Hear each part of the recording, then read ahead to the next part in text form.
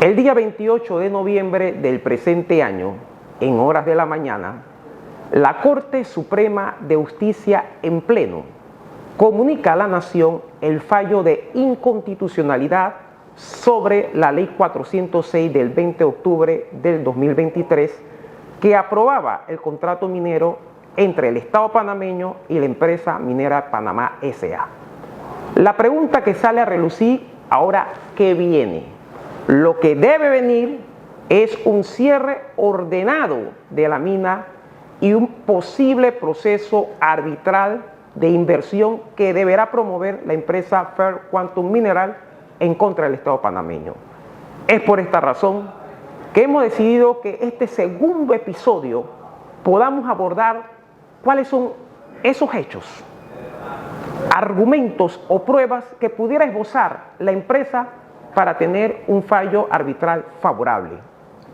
En esta oportunidad nos acompaña el licenciado Víctor Baker, abogado de la Cámara Minera de Panamá, egresado de la Universidad Nacional, graduado en el capítulo honor cum laude. Igualmente ha realizado estudios en la Universidad Externada de Colombia, en la especialización de litigios civiles. Ha realizado estudios también en la Universidad Pontificia Católica de Chile, en la especialidad de seguros y reaseguros. Es escritor del libro El contrato estatal y la responsabilidad precontractual y contractual. En esta oportunidad es nuestro invitado en el segundo episodio. Ahora bien, si le gusta el contenido y desea recibir más contenido como esto, le solicitamos que nos dé un like y que se suscriba al canal, y de esa forma nos podrá ayudar a poder crecer en la comunidad. Vamos a lo que vinimos. Bienvenido, Víctor. ¿Cómo le trata la vida, mi hermano? Ahí dándole en la lucha. Gracias por aceptar la invitación. No, un placer estar acá contigo, sinceramente. Oye, Baker, mira, queremos preguntarte algo sobre el tema el día después, porque ya salió el fallo que declaró la inconstitucionalidad de la Ley 406. Sin embargo, vienen otras cosas después, y son las que la sociedad también debe preguntarse, ¿no? Y es por eso, pues, sabemos que tú eres abogado de la Cámara Minera y estás anuente a toda esta situación que tiene que ver con lo que hoy vamos a desarrollar. Yo quería preguntarte, para ver si tú nos pudieras proporcionar un resumen breve de los hechos fundamentales que pudiera utilizar la empresa Fair Quantum Mineral en un futuro proceso arbitral contra el Estado panameño. Ya sabemos que la minera ha anunciado que presentará un proceso arbitral. Entonces, ¿cuáles serían, a tu parecer, esos hechos fundamentales que pudiera utilizar la minera para entablar ese fallo arbitral? Lo primero, sí dejar claro de que yo no trabajo para la empresa, ni tampoco las opiniones que yo dé sobre esto es vinculante hacia ella, ¿no? Simplemente puedo dar una opinión de acuerdo a los hechos que he observado y de acuerdo a los estudios que conozco, ¿no? Claro. Y como al final es un tema público, podemos conversar sobre el asunto, ¿no? Mira, lo importante que creo que debemos comenzar sobre esto es que la gente entienda algo fundamental. Este proyecto de Cerro Petaquilla inició en 1964 y lo inició las Naciones Unidas. Las Naciones Unidas fue la primera entidad en conjunto con el gobierno de ese momento, que era el presidente Chiari, que empezaron las exploraciones en Cerro Petaquilla. ¿Qué se hizo? Se dijo, la zona de Cerro Petaquilla queda en área de reserva, según el Código de Recursos Minerales, es decir, nadie puede conceder eso, queda en reserva. ¿Con qué objetivo? Porque queremos explorar para ver si hay yacimientos de cobre o yacimientos de otro metal o aluvión. Efectivamente se hizo esa exploración por 5 años y en el 69 se emite el famoso decreto 267 de 1969. ¿Emitido por quién? Por el gobierno provisional aquel entonces. ¿Que quién estaba? La dictadura del señor Omar Torrijos. Correcto. Ese decreto se hace ¿con qué objetivo? Porque el gobierno dice, señores, efectivamente hay metales preciosos, hay aluviones, la exploración arrojó que sí hay resultados positivos, así que vamos a ofrecerle esto al mundo para que vengan a invertir y esto pueda ser una política de Estado. ¿Y qué se hace? El 267 establece una herramienta de licitación pública para que la mejor empresa que compita obtenga esa concesión. Sin embargo, la exploración también le faltaban algunos elementos técnicos y de factibilidad. Así que la primera concesión que se hizo fue en 1971, que fue una empresa japonesa de capital japonés, una empresa llamada Cobre Panamá S.A., que era subsidiaria de Mitsui Mining, tiene la concesión de exploración, se la gana, ojo, se la gana en licitación pública, todo debidamente documentado en Gaceta Oficial, que de hecho yo tengo esas gacetas oficiales porque hice toda una investigación de Gaceta Oficial, o sea, no dormí como por una semana leyendo las gacetas de todos los años buscando información sobre esto. Mitsui Mining pierde la concesión de exploración en el 78, eso queda en zona de reserva, y en el 83 entonces una empresa de capital holandés adquiere nuevamente la concesión, que es la empresa Sea Lease Minerals Panama Inc. Esa empresa posteriormente también pierde la exploración, es decir, habían empresas que tenían la concesión, pero por X o Y motivo no lo hacían bien y perdían la concesión de exploración. Hasta que llegó Georrecursos Internacional S.A. en el 91. Georrecursos obtiene la exploración, efectúa la exploración de forma debida y luego llega la famosa empresa Minera Petaquilla S.A., que hoy se llama Minera Panamá S.A., solo que si es un cambio de nombre que sabes que es normal que las empresas cambien de nombre. Es la misma sociedad, pero además se cambia el nombre. Ahora bien, en ese momento esa empresa era de capital también canadiense y era una filial de la empresa que se llama Inmet Minerals S.A., que era de capital canadiense. Ellos llegan en el 95, estimado Escudero. Y en el 95 entonces le dicen a Georrecursos, has hecho bien la exploración, yo quiero tus derechos que tienes sobre esa concesión, así que quiero hacer un acuerdo contigo de cesión de derechos. Y en el 95 Georrecursos Internacional cede sus derechos de ¿qué? Ojo con esto, de exploración, para que entonces Minera Petaquilla tenga la exploración, porque ¿qué establece el Código de Recursos Minerales? Establece que la empresa que tenga la exploración y cumpla con los requisitos establecidos por la ley, el Estado está obligado entonces a darle la concesión de extracción y explotación. Lo cual es obvio, o sea, ¿quién va a explorar para no entonces explotar? Nadie va a ir de paseo nada más a buscar minerales. O sea, si yo voy a buscar minerales es porque obviamente si encuentro, yo quiero la extracción y explotación. Ese es el espíritu del artículo 21. El artículo 21 del Código de Recursos Minerales dice, o sea, si usted cumple con la exploración y lo hace de la forma debida, el Estado tiene la obligación y usted tiene el derecho entonces de tener la concesión de extracción y explotación.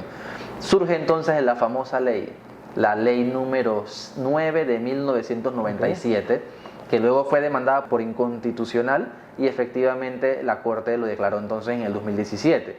Ahora bien, en este contrato ley, la empresa Georrecursos cede sus derechos contractuales a Minera Petaquilla S.A., subroga los derechos y Minera Petaquilla le dan entonces la extracción y explotación, lo que era legal obviamente, ¿no? Porque si me das la exploración, entonces también tengo los derechos también para poder extraer y explotar. Eso es lo que se hace. Lo que sucede aquí, mi estimado, es que lo que te acabo de contar es la historia que nadie cuenta, porque la gente piensa que nunca hubo una exploración, que Minera Petaquilla nunca tuvo la concesión de exploración y por consiguiente no se le pudo dar una concesión de extracción sin antes tener exploración. Pero es que no han contado lo que te he mencionado, no han contado que en Gaceta Oficial está registrado que el decreto 267 del 69 sí se cumplió en el 71 con Mitsui Mining, eso se hizo licitación, sí se cumplió, y número 2 tampoco han contado que Minera Petaquilla adquirió los derechos de exploración en 1995 y por eso se le dio la concesión de extracción. Entonces el fallo del 2017 del Pleno de la Corte no tuvo en cuenta estos antecedentes y partió sobre la premisa de que nunca hubo exploración y como no hubo exploración no te puedo dar la concesión de extracción.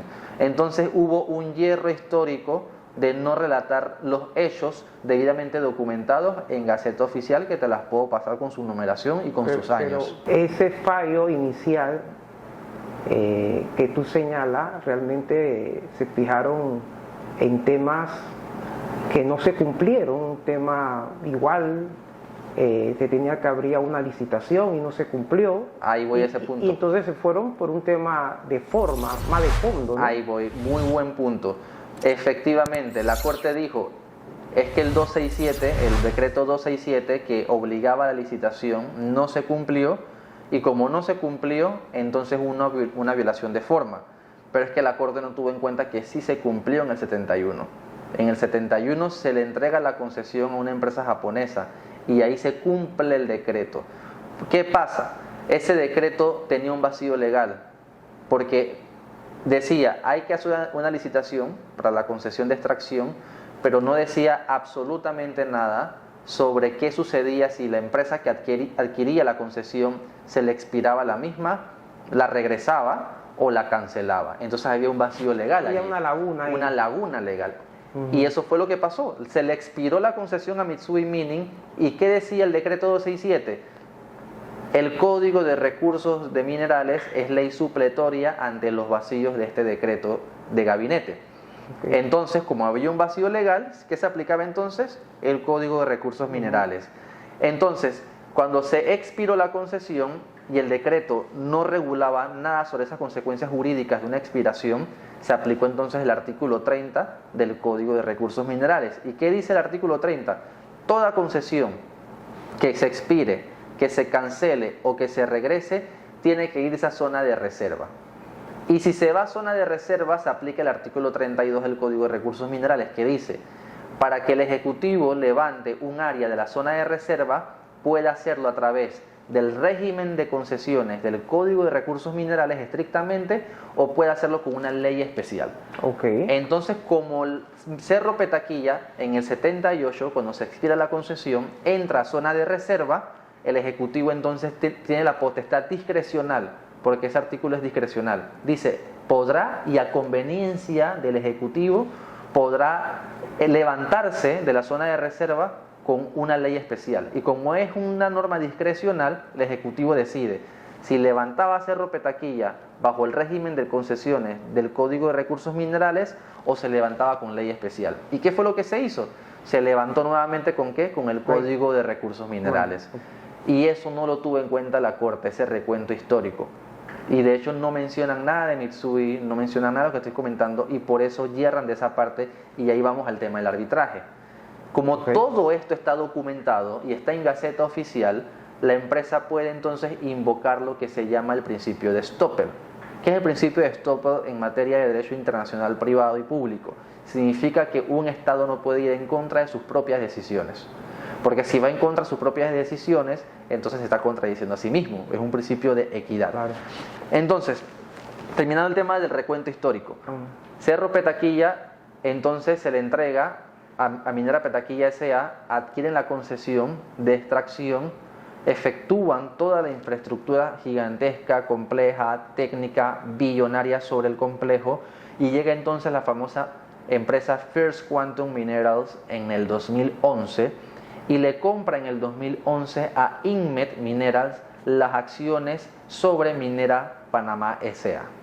Entonces First Quantum entra como inversionista, porque en aquel momento parece que Inmet se quedó sin capital, dijo, señores, no tengo cómo levantar la infraestructura para este monstruo que tenemos en Panamá, que vengan capitales. Llegaron los coreanos con una empresa coreana que se llama Korean Company Mining, llegaron los canadienses a través de First Quantum, es decir, nosotros te compramos las acciones, gracias Inmet, vamos a invertir nosotros en Minera Panamá S.A., y ahí fue entonces cuando el proyecto Cobre Panamá nace. Y dice, tenemos el capital para montar la infraestructura desde el 2011. De allí que el estudio de impacto ambiental es el 2011, porque obviamente el decreto ley que regula los estudios de impacto ambiental dice que los estudios de impacto ambiental se tienen que elaborar y se tienen que aprobar antes de la ejecución de la obra. Y como la obra se empezó a ejecutar en el 2011, que iniciaron las construcciones, por eso que el estudio de impacto ambiental es el 2011. Porque en ese momento se encuentra el financiamiento para hacer el proyecto de Cobre Panamá. Pero cuando entró la empresa, ¿no sabía los antecedentes? ¿Que había una demanda? Sí tenían los antecedentes, pero en materia de derecho administrativo hay un principio, que es el principio de buena fe objetiva, que es distinto a la buena fe subjetiva. La buena fe subjetiva, digamos, es la certeza que tiene una de las partes psicológica, o mejor dicho, la confianza que tiene una de las partes de que mi contraparte va a cumplir con todo. Es una certeza psicológica, ¿no? Por eso es buena fe subjetiva. Pero la objetiva, que es distinta a la subjetiva, que rigen estos tipos de contratos de derecho administrativo, no le interesa la subjetividad y no le interesa la confianza. Lo que le interesa es la realidad de los hechos debidamente probados del momento. Por eso es buena fe objetiva y no subjetiva. Y como en aquel momento la demanda era simplemente una demanda, no había un fallo en contra y ni mucho menos estaba en firme, no podía tomarse eso como un antecedente, digamos, relevante para invertir o no. Porque según la buena fe objetiva, lo que vale es lo debidamente probado y claro en el momento. Y es lo que rige las relaciones en el derecho administrativo, a diferencia de los contratos del derecho privado. ¿Por qué esa diferenciación, que es muy importante? Porque en el derecho administrativo importa que bajo el principio de legalidad todo esté debidamente claro y probado. Y por eso no importa la subjetividad. Entonces, en estos contratos administrativos de concesiones, lo que importa es la buena fe objetiva. Y como en aquel momento era una demanda, no había un fallo, no había una decisión, eso no regía en aquel momento. Que para la empresa no había riesgo. Exactamente. Pero resultó. Exactamente. Y es un riesgo de inversionistas. Y están evidentemente apuntando ese riesgo, se lo quieren imputar a Panamá, al Estado panameño, para que el Estado panameño entonces pueda compensar los perjuicios de ese riesgo que vamos a conversarlo. Ok. Ahora, si uno, por lo general cuando van a esos procesos arbitrales de inversión, por lo general siempre el inversionista aduce expropiación directa, indirecta o expropiación sin compensación, a veces aduce trato injusto, discriminatorio o incumplimiento de el contrato o daños o perjuicios. ¿Qué usted cree que va a aducir la empresa cuando entable el proceso? Bueno, yo creo que la empresa tiene evidentemente grandes y muy buenos abogados. Podemos evidentemente conversar y especular, pero por lo visto tienen, al final del día, como sabes, en una demanda uno puede pedir mucho. Así. Otra cosa que te lo reconozcan. Así. Porque una cosa es pedir y otra cosa es probar. No, es así. El derecho es prueba. El derecho es prueba. Sin pruebas no hay proceso. No hay proceso. Y eso es universal a todo. En todos los procesos. Familia, civil, laboral, todo. Sin pruebas no tienes caso. Ahora bien, la pregunta es, porque esto es un tema de litigio procesal, según las pruebas que tengo, ¿cómo yo armo el caso? Porque sabemos que uno arma su proceso de acuerdo a las pruebas que tenga. Entonces, de acuerdo a las pruebas que hay, todo documentado en Gaceta Oficial, el estudio de impacto ambiental, muy importante que tiene la empresa, un estudio de 14.000 páginas que es público, lo puede ver todo el mundo. Ahora tengo entendido que el estudio de impacto ambiental que usaron fue el de Petaquilla. No, el estudio de impacto ambiental que utilizaron fue el del 2011 y ese sí era de Minera Panamá S.A. ¿Qué pasó? Te explico del Petaquilla Gold. En el 2005 se segrega una zona del proyecto porque el contrato permitía de que hubiesen segregaciones dentro de la concesión. Se segrega una zona del proyecto en el 2005 en donde está el yacimiento de oro. Y entonces, cuando se segrega esa zona de oro, se crea una empresa que es Minera Petaquilla Gold para extraer y explotar el oro de esa empresa. Y ese estudio de impacto ambiental de Minera Petaquilla Gold es del 2011. Por eso es que se cambia el nombre de Minera Petaquilla a Minera Panamá S.A., también para que no hubiese confusión. ¿Me explico? Y entonces en el 2005 pasa algo importante. Se segrega zona de la concesión, se crea una empresa que se llama Minera Petaquilla Gold para que explote el oro y Minera Petaquilla S.A. cambia su razón social ¿a qué? A Minera Panamá S.A. Eso es lo que sucedió. Ahora, cuando le dieron, por lo menos le aprobaron, salió el fallo, declaró la inconstitucionalidad. Hablamos del fallo primero. Vino entonces el proceso de la renegociación de un contrato nuevo. Se aprobó el contrato bajo la ley 406. Lo que ellos debían aportar no sería un impacto ambiental actualizado al momento y no utilizar el del 2011. Excelente pregunta, porque en eso se basó el fallo de la Corte. Te explico. Los estudios de impacto ambiental se tienen que elaborar no cuando se hace un contrato, sino es cuando se va a ejecutar el proyecto. Porque el objetivo del estudio de impacto ambiental es decir, voy a ejecutar esta obra y como voy a ejecutar esta obra, tengo que hacerlo en estos límites previendo estos riesgos. Eso es lo que hace un estudio de impacto ambiental. Establece los límites del impacto del proyecto y también prevé los riesgos de ese proyecto. Por eso que los estudios de impacto ambiental se tienen que elaborar antes de los contratos. Se tienen que elaborar siempre antes de la ejecución de la obra. Y como la obra se empezó a ejecutar en el 2012, que ahí inició la inversión de 11 billones de dólares, por eso era ese estudio de impacto ambiental y no podía hacerse un estudio de impacto ambiental en el 2023 porque ya la obra inició hace 10 años antes. ¿Me explico? Ahora bien, los estudios de impacto ambiental tienen dos componentes. Primero, la ley establece que los estudios de impacto ambiental se tienen que actualizar cada 5 años. Y ese estudio de impacto ambiental de Minera Panamá S.A. tiene incluso más actualizaciones de las mínimas que establece la ley. Es un estudio de impacto ambiental de más de 14.000 páginas y además tiene algo que se llama informes de seguimiento anual aprobados por el Ministerio de Ambiente. ¿Qué son los informes de seguimiento anual? Como dice la palabra, se hace un seguimiento de cómo va el impacto del proyecto con dos objetivos. Para poder prever nuevos riesgos que vayan emergiendo o se vayan, digamos, esclareciendo durante la ejecución de la obra, para poder evidentemente mitigar esos riesgos y además para verificar el cumplimiento del estudio de impacto ambiental. Entonces todos los años se hace un informe de seguimiento e incluso hay un informe de seguimiento semestral que está haciendo la empresa precisamente por el impacto del proyecto. Entonces no se puede argumentar que es un estudio de impacto ambiental desactualizado cuando la ley le da categoría de vigencia cada vez que tiene que actualizarse y además por los informes de seguimiento anual. Ahora, mira, de acuerdo a los estándares de protección de la inversión internacional, no de acuerdo al derecho panameño, hay que hacer esa salvedad. El fallo de la Corte Suprema de Justicia puede ser considerado como una medida discriminatoria por un tribunal arbitral de inversión. O sea, es una pregunta porque ya sabemos que de plano el fallo de la Corte en el derecho positivo nuestro no puede ser considerado por ningún momento discriminatorio, pero no lo pregunto en base al derecho nuestro, en base al estándar de protección de la inversión internacional. El fallo de la Corte pudiera ser considerado una medida discriminatoria en un tribunal arbitral de inversión. Totalmente. Normalmente cuando pasan este tipo de situaciones que ya pasó en Colombia, ya pasó en Venezuela, ya pasó en Perú, o sea, no somos el primer país que irradia esta experiencia, esto ya ha sucedido. Normalmente las empresas han argumentado dos cosas en sus pretensiones en un arbitraje. Han argumentado expropiación indirecta y han argumentado también trato injusto o medida discriminatoria. Y también han argumentado lo que se llama también faltas al debido proceso. Hay tres argumentos que se pueden utilizar desde mi punto de vista. La pregunta es, ¿este caso qué lo hace tan especial, mi estimado?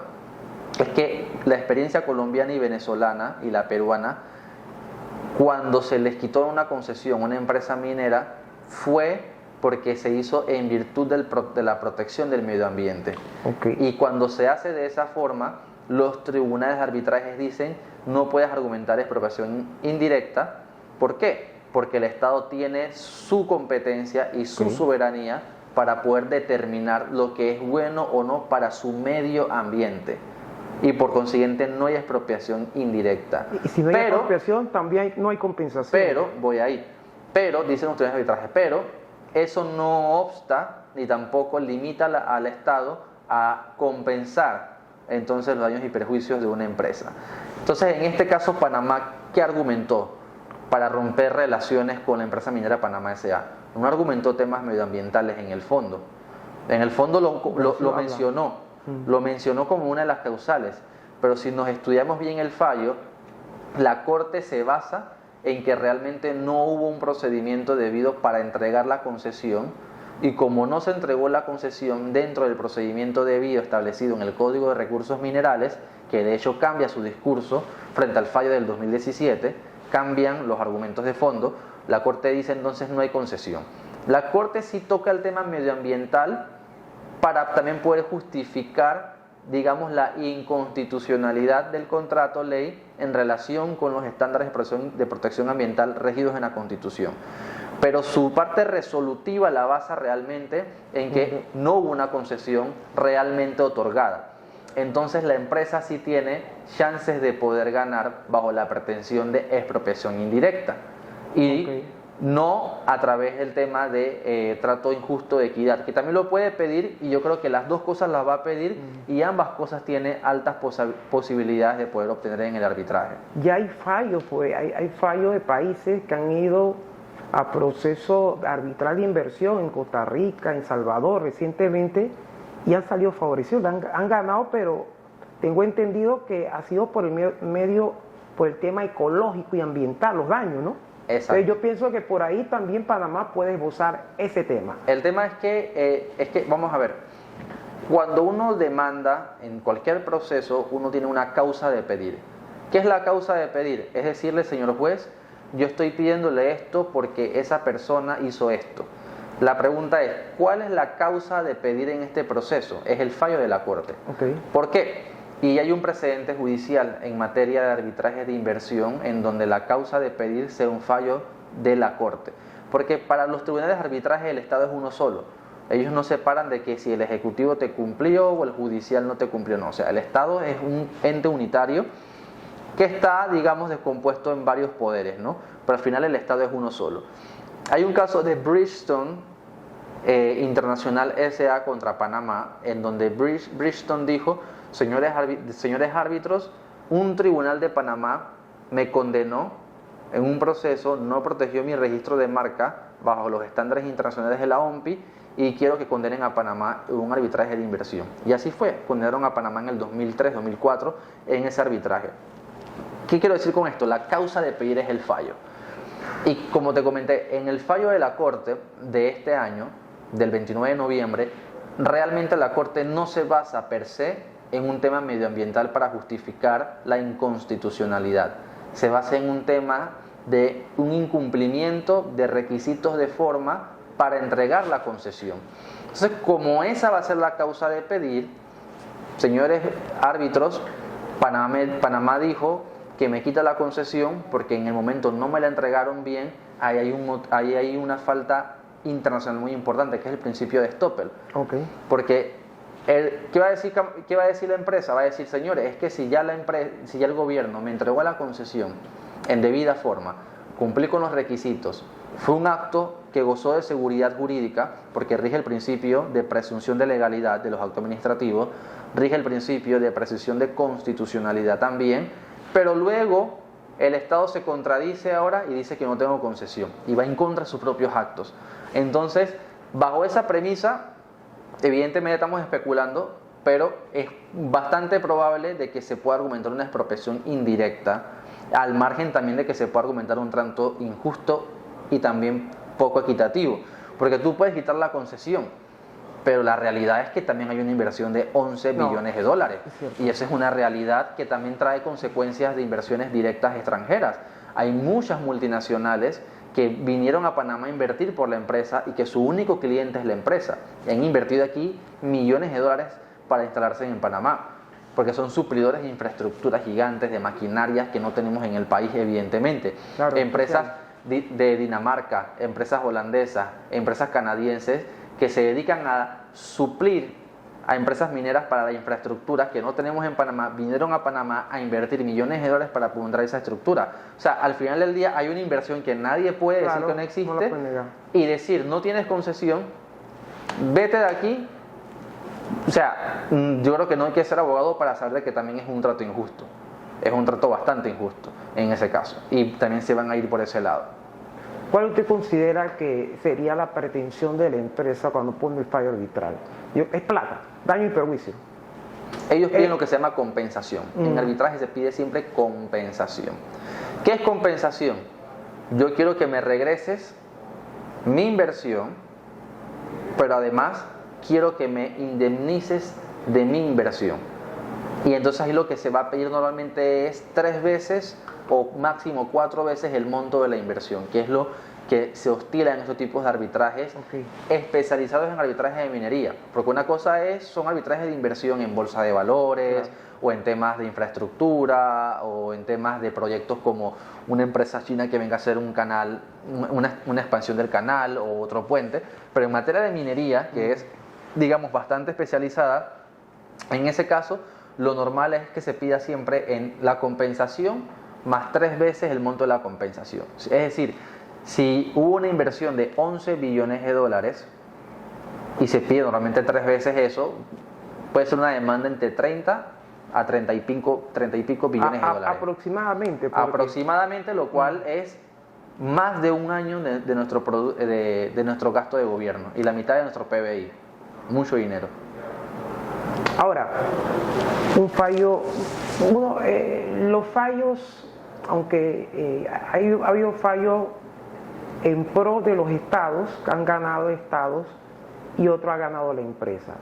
Pero mi pregunta es, ¿pudiera haber un fallo en donde hoy te reconozco que efectivamente hiciste una inversión, reconozco que hubo un trato de repente discriminatorio, pero también le reconozco al Estado los daños ecológicos que has causado? Es decir, pudiera de ambas partes, hay precedentes de eso, es decir, acá yo te condeno al Estado a compensar, pero igual a ti también te obligo a indemnizar daños y perjuicios, porque ahora hay una tendencia a la protección del ambiente fuerte y el derecho se crea, Entonces, ¿usted cree que pudiera ocurrir una situación como esa? Eso me lo han preguntado a muchas personas, la verdad, si realmente se puede condenar a la empresa por daños ambientales. Pero en estos tipos de arbitrajes no se va a dilucidar eso. Además, también porque sería muy difícil de probarlo para el Estado. ¿Por qué? Porque tienes que probar de que la empresa ha efectuado daños ambientales por fuera o extralimitándose el estudio de impacto ambiental. Porque recordemos algo, todo tiene un impacto ambiental, pequeño, minúsculo y de gran escala. Aquí estamos haciendo un impacto ambiental. Incluso respirando, con el simple hecho de respirar estamos impactando negativamente al medio ambiente con el CO2. Entonces, al final del día, el estudio de impacto ambiental es un permiso para decir, ok, puedes causarles daños al medio ambiente, pero con límites que sean sostenibles. ¿Me explico? Para eso son los estudios de impacto ambiental, para ponerle límites a los daños ambientales. En consecuencia, la única forma de poder condenar a la empresa por daños medioambientales es probando que la ejecución de su obra se extralimitó de los límites del estudio de impacto ambiental, que fue más allá, que no respetó su estudio de impacto ambiental, y como fue mucho más allá, se ha causado daños legítimos. Es decir, para que se entienda, un estudio de impacto ambiental te permite causar daños ambientales, pero legítimamente. Hay daños ambientales legítimos que te lo permite el estudio de impacto ambiental, porque para eso es el estudio. Pero otra cosa es que hay un daño ilegítimo que tendrá cabida cuando generes entonces daños que se extralimiten o que vayan más allá de lo que permite el estudio de impacto ambiental. Y eso habría que probarlo. Bueno, ahí lo digo, es un tema de prueba. Como todo proceso legal, la prueba es el medio que nos lleva a saber si un hecho es real o falso. Exactamente. O sea, el tribunal va a fallar de acuerdo a las pruebas aportadas, no de acuerdo a lo solicitado, sino de acuerdo a lo probado.